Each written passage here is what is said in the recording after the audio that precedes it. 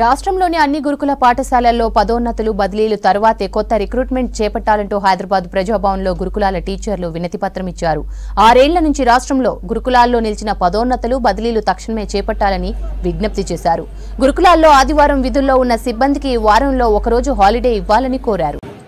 ఉపాధ్యాయులకు బదిలీ లేక సుమారు 6-7 సంవత్సరాల నుంచి పదోన్నతులు లేకుండా నిరాశ నిష్ఠులతో ఆవేదనతో ఉన్నటువంటి ఉపాధ్యాయులకు తీవ్రమైనటువంటి మనస్తాపానికి గురి చేసేటువంటి అంశంగా ఈ నియామకాలు జరగడం జరుగుతుంది.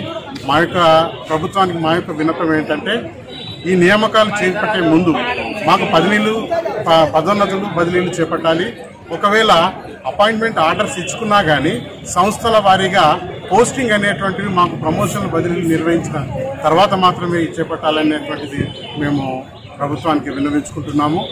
అలా జరగకపోయినట్టయితే మా యొక్క సర్వీసులో తీవ్రమైనటువంటి నష్టం అనేటువంటిది జరుగుతుంది.